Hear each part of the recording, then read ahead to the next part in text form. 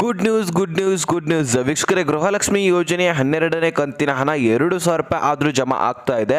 ಇಲ್ಲಿ 4,000 ರೂಪಾಯಿ ಜಮಾ ಆಗುತ್ತೋ ಇಲ್ಲೋ ಗೊತ್ತಿಲ್ಲ, ಅದೇ ರೀತಿಯಾಗಿ 6,000 ಜಮಾ ಆಗುತ್ತೋ ಇಲ್ಲೋ ಗೊತ್ತಿಲ್ಲ, ಆದರೆ 2,000 ರೂಪಾಯಿ ಖಂಡಿತವಾಗಿ ಜಮಾ ಆಗುತ್ತೆ ಅಂತ ಇಲ್ಲಿ ಸ್ವತಃ ಲಕ್ಷ್ಮಿ ಹೆಬ್ಬಾಳ್ಕರ್ ಅವರೇ ಅಪ್ಡೇಟ್ ಕೊಟ್ಟಿರುವಂಥದ್ದು.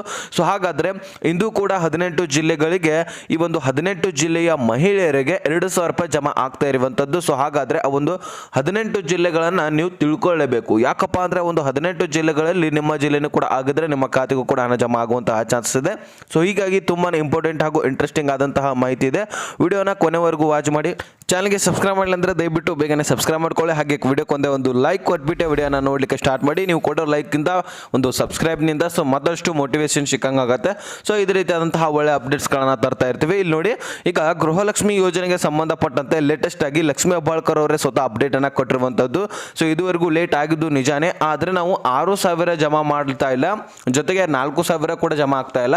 ಈಗ 12ನೇ ಕಂತಿನ ಹಣಕ್ಕಾಗಿ ನಾವು ಪ್ರೊಸೆಸಿಂಗ್ ಮಾಡ್ತಾ ಇದ್ದೀವಿ. 12ನೇ ಒಂದು ಕಂತಿನಲ್ಲಿ ಕೆಲಸ ನಡೀತಾ ಇದೆ.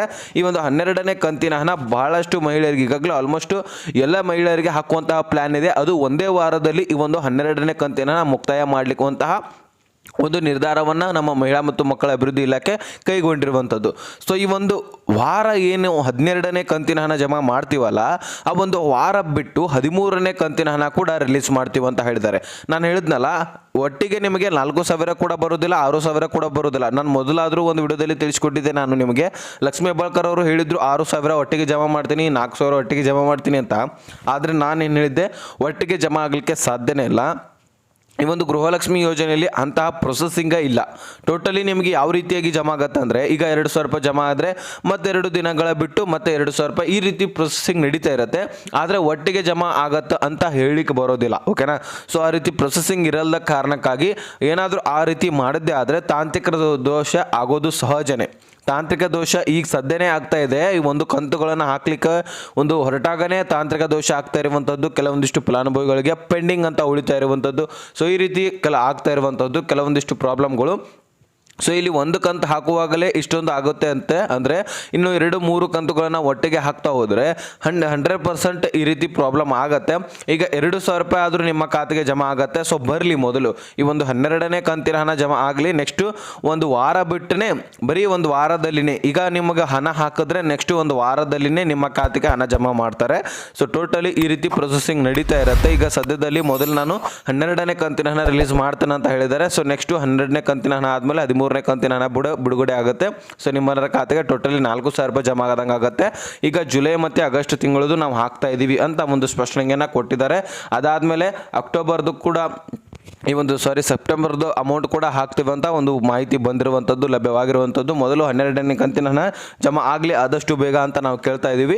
ಸೊ ಈಗಾಗಲೇ ಜಮಾ ಆಗಲಿಕ್ಕೆ ಪ್ರಾರಂಭವಾಗಿದೆ ವೀಕ್ಷಕರೇ. ಸೊ ಈಗ ಒಂದು ನಿನ್ನೆನೇ ಜಮಾ ಆಗಲಿಕ್ಕೆ ಪ್ರಾರಂಭವಾಗಿದೆ. ಇವತ್ತು ಕೂಡ ಜಮಾ ಆಗುತ್ತೆ, ನಾಳೆನೂ ಕೂಡ ಈ ರೀತಿ ಒಂದು ವಾರದಲ್ಲಿ, 1.5 ವಾರದಲ್ಲಿ ಎಲ್ಲರ ಖಾತೆಗೆ ಹಣ 12ನೇ ಕಂತಿನ ಹಣ ಬಂದು ಮುಟ್ಟಿರುತ್ತೆ, ಓಕೆನಾ. ಸೊ ಇದುವರೆಗೂ ಯಾರ್ಯಾರಿಗೆ ಜಮಾ ಆಗಿದೆ ಅವ್ರ ಕಡೆ ನನ್ನ ಕಡೆಯಿಂದ ರಿಕ್ವೆಸ್ಟು, ಸೊ ದಯವಿಟ್ಟು ಜಮಾ ಆಗಿದೆ ಅಂತ ಕಮೆಂಟ್ ಮಾಡಿ ನಿಮಗೆ ಜಮಾ ಆಗಿದ್ದೆ ಆದರೆ. ಯಾಕಂದರೆ ನಿಮ್ಮ ಒಂದು ಜಮಾ ಆಗಿದೆ ಅಂದರೆ ಕ್ಲಿಯರಿಟಿ ಸಿಗುತ್ತೆ ಎಲ್ಲರಿಗೂ ಕೂಡ, ಜನರಿಗೂ ಕೂಡ ಕ್ಲಿಯರಿಟಿ ಸಿಗುತ್ತೆ, ನಮಗೂ ಕೂಡ ಸಿಗುತ್ತೆ ಜಮಾ ಆಗ್ತಾ ಇದೆ ಅಂತ.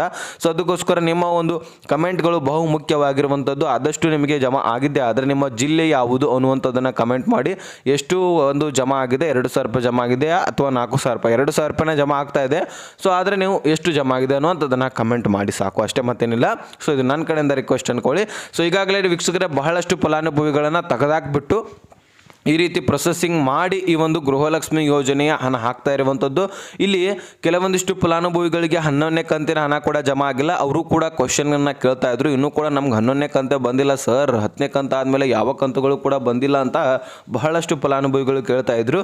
ಸೊ ಹಾಗಾದರೆ ನೀವು ಈಗ ನಿಮ್ಮ ಒಂದು ಗೃಹಲಕ್ಷ್ಮಿ ಯೋಜನೆಗೆ ನೀವು ಎಲಿಜಿಬಲ್ ಇದ್ದೀರಾ ಅನ್ನುವಂಥದ್ದನ್ನು ನೀವು ಒಂದು ಕ್ವಶನ್ ಮಾರ್ಕು ನಿಮಗೆ ಇಟ್ಕೋಬೇಕಾಗತ್ತೆ.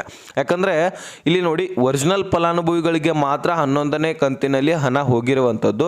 ನಿಮಗೇನಾದರೂ 11ನೇ ಕಂತಿನಲ್ಲಿ ಹಣ ಬಂದಿಲ್ಲಪ್ಪ ಅಂದರೆ ನೀವು ಎಲಿಜಿಬಲ್ ಇದ್ದೀರಾ ಇಲ್ವಾ ಅನ್ನುವಂಥದ್ದನ್ನು ನೀವು ಒಂದು ತಲೆಯಲ್ಲಿ ಕ್ವಶನ್ ಮಾರ್ಕ್ ಇಟ್ಕೊಂಡು ಸೊ ಅದನ್ನು ಸರಿಪಡಿಸ್ಕೋಬೇಕಾಗತ್ತೆ, ಓಕೆನಾ.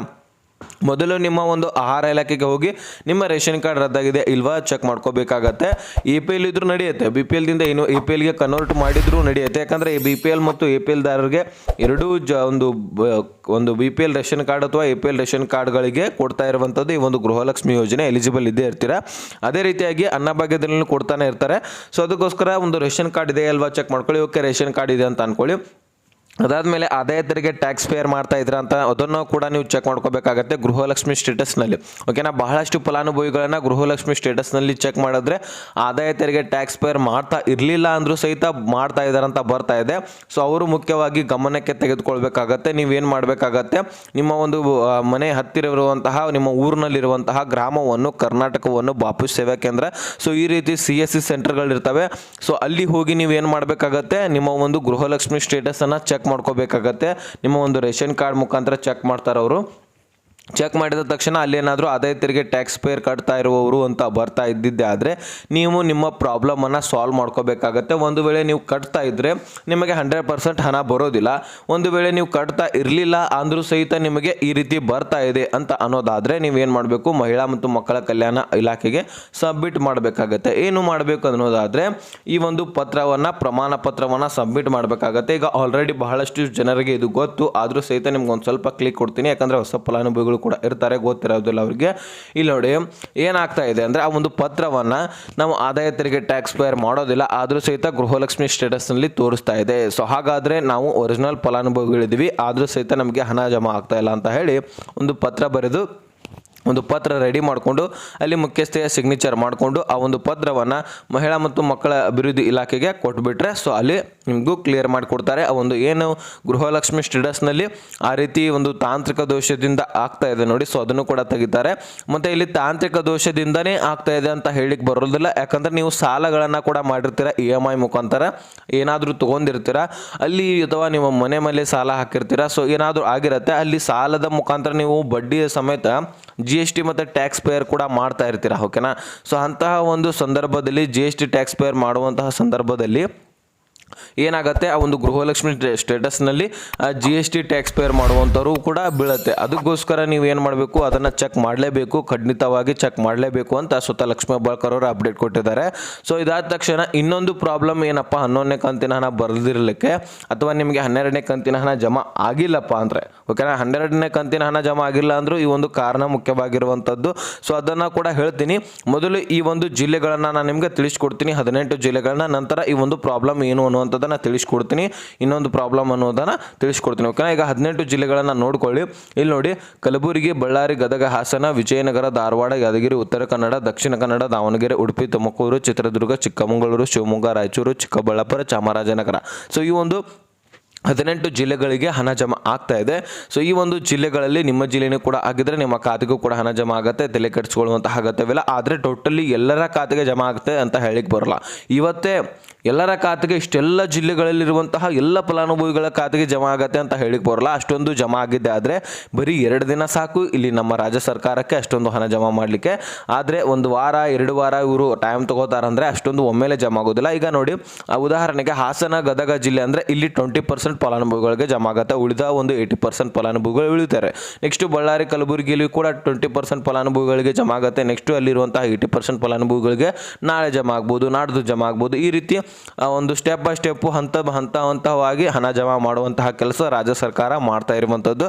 ಸೊ ಓಕೆನಾ, ಇದ್ರ ಬಗ್ಗೆ ಕ್ಲಾರಿಟಿ ಸಿಕ್ಕಿದ್ರೆ ಇನ್ನೊಂದು ನಿಮಗೆ ಕಾರಣ ಏನು ಅನ್ನುವಂಥದ್ದನ್ನು ತಿಳಿಸ್ಕೊಡ್ತೀನಿ ನೋಡ್ರಿ. ಇಲ್ಲಿ ಬಹಳಷ್ಟು ಫಲಾನುಭವಿಗಳ ಬ್ಯಾಂಕ್ ಅಕೌಂಟು ಚಾಲ್ತಿ ಇಲ್ಲಂತೆ. ಇಲ್ಲಿ ಸ್ವತಃ ಲಕ್ಷ್ಮೀ ಹೆಬ್ಬಾಳ್ಕರ್ ಅವರು ಏನು ಅಪ್ಡೇಟ್ ಕೊಟ್ಟಿದ್ದಾರೆ ಅಂದರೆ, ಬಹಳಷ್ಟು ಮಹಿಳೆಯರ ಒಂದು 11ನೇ ಕಂತಿನ ಹಣದಲ್ಲಿ ಬಹಳಷ್ಟು ಫಲಾನುಭವಿಗಳು ಏನು ಮಾಡಿದ್ದಾರೆ, ಒಂದು 10ನೇ ಕಂತಿನಲ್ಲಿ ಡಿಸ್ಟೆನ್ಸ್ ಆಯ್ತಲ್ವಾ, ನಾವು 1-2-3 ತಿಂಗಳ ಹಣ ಹಾಕಲಿಲ್ಲ, ಅಲ್ಲಿ ಲೇಟ್ ಆಗಿರುವಂತಹ ಕಾರಣ ಅವರು ಬೇರೆ ಟ್ರಾನ್ಸಾಕ್ಷನ್ನೇ ಮಾಡಿಲ್ಲ. ಬರೀ ಗೃಹಲಕ್ಷ್ಮಿ ಹಣ ಬರುತ್ತೆ, ಅದನ್ನು ತಗೊಳ್ಳೋದು ಇದಷ್ಟೇ ಮಾಡಿದಾರೆ ಹೊರತು ಆ ಒಂದು ಗೃಹಲಕ್ಷ್ಮಿ ಯೋಜನೆ ನಿಂತ ಮೇಲೆ ಯಾವ ಟ್ರಾನ್ಸಾಕ್ಷನ್ ಕೂಡ ಮಾಡಿಲ್ಲ. ಸೊ ಅಕೌಂಟ್ ಹೀಗಾಗಿ ಬಂದು ಬಿದ್ದಿದೆ. ಅದರಲ್ಲಿ ಸ್ಪೆಷಲಿ ಮಹಿಳೆಯರು ಇಲ್ಲಿ ಒಂದು ಹೊಲದಲ್ಲಿ ಅಂದರೆ ಈಗ ಒಂದು ಗ್ರಾಮಗಳಲ್ಲಿ ಓಡಾಡುವಂತಹ ಮಹಿಳೆಯರು ಏನಿದಾರಲ್ಲ, ಸೊ ಅವರು ಹೆಚ್ಚಾಗಿ ಈ ಒಂದು ಹಳ್ಳಿಯಲ್ಲಿ ಓಡಾಡುವಂತಹ ಒಂದು ಮಹಿಳೆಯರು ಈ ಒಂದು ಅಕೌಂಟ್ಗಳನ್ನು ಒಂದು ಅಮೌಂಟ್ ಹಾಕೋದು ತೆಗೆದು ಟ್ರಾನ್ಸಾಕ್ಷನ್ನೇ ಮಾಡಿಲ್ವಂತೆ. ಒಂದು ಟ್ರಾನ್ಸಾಕ್ಷನ್ ಮಾಡಿರುವಂತಹ ಒಂದು ಕಾರಣಕ್ಕಾಗಿ ಅಕೌಂಟು ಡೆಡ್ ಅಕೌಂಟ್ ಅಂತ ಕ್ರಿಯೇಟ್ ಆಗಿರುತ್ತೆ. ಸೊ ಅದಕ್ಕೋಸ್ಕರ ಆ ಒಂದು ಅಕೌಂಟನ್ನು ನೀವು ಚಾಲ್ತಿ ಮಾಡಿಸ್ಬೇಕಾಗತ್ತೆ. ಅಕೌಂಟ್ ಚಾಲ್ತಿ ಮಾಡಿಸಿದ ತಕ್ಷಣ ಸೊ ಅಕೌಂಟು ಓಪನ್ ಆಗಿಬಿಡುತ್ತೆ. ಅಲ್ಲಿರುವಂತಹ ಅಮೌಂಟ್ ಏನು ಪೆಂಡಿಂಗ್ ಉಳಿದಿರುತ್ತಲ್ಲ ಸೊ ಅವರ ಖಾತೆಗೆ ಹಣ ಜಮಾ ಆಗುತ್ತೆ. ಇಂಥವರು ಕೂಡ ಬಹಳಷ್ಟು ಫಲಾನುಭವಿಗಳು 10ನೇ ಕಂತಿನಲ್ಲಿ 11ನೇ ಕಂತಿನಲ್ಲಿ ಸಿಕ್ಕಿಬಿದ್ದಿದ್ದಾರೆ. ಸೊ ಅವರು ಕೂಡ ಈ ಒಂದು ಅಕೌಂಟನ್ನು ಓಪನ್ ಮಾಡಿದ್ರೆ ಆದರೆ ಸೊ ಮಾತ್ರ ಹಣ ಜಮಾ ಆಗುತ್ತೆ. ಇಲ್ಲಪ್ಪ ಅಂದರೆ ಆ ಒಂದು ಅಮೌಂಟು ಪೆಂಡಿಂಗ್ ಅಂತ ಉಳಿದ್ಬಿಟ್ಟು ಸೊ ನೆಕ್ಸ್ಟ್ ನಮ್ಮ ಒಂದು ಮಹಿಳಾ ಮತ್ತು ಮಕ್ಕಳ ಅಭಿವೃದ್ಧಿ ಇಲಾಖೆಗೆ ವಾಪಸ್ಸು ರಿಟರ್ನ್ ಆಗಿ ಬರುತ್ತೆ. ಓಕೆನಾ, ಇಷ್ಟಂತೂ ಪ್ರೊಸೆಸಿಂಗ್ ಇದೆ. ಸದ್ಯದಲ್ಲಿ ಈ ರೀತಿ ನಡೀತಾ ಇದೆ. ಇನ್ನು 2 ವಾರದಲ್ಲಿ ಎಲ್ಲರ ಖಾತೆಗೆ ಹಣ ಜಮಾ ಆಗಿರುತ್ತೆ ಕಂಪ್ಲೀಟ್ ಆಗಿ ಅಂತ ಅಪ್ಡೇಟ್ ಕೊಟ್ಟಿರುವಂಥದ್ದು. ಸೊ ಇದೆಷ್ಟೂ ಎಲ್ಲನೂ ಕೂಡ ಕ್ಲಿಯರ್ ಆಗಿ ನಿಮಗೆ ಅರ್ಥ ಆಗಿದ್ರೆ ದಯವಿಟ್ಟು ನಮ್ಮ ಶ್ರಮಕ್ಕೆ ಲೈಕ್ ಮಾಡಿ, ನಿಮ್ಮ ಸ್ನೇಹಿತರಿಗೆ ಕೂಡ ಶೇರ್ ಮಾಡಿ, ಅವ್ರಿಗೂ ಕೂಡ ತಿಳಿಸಿ, ಹಾಗೆ ಸಬ್ಸ್ಕ್ರೈಬ್ ಮಾಡೋಂತ ಹೇಳ್ತಾ ಮತ್ತೆ ಮುಂದಿನ ಮಾಹಿತಿ ಒಂದಿಗೆ ಸಿಗೋಣ. ಸೊ ಅಲ್ಲಿ ತನಕ ಬಾಯ್.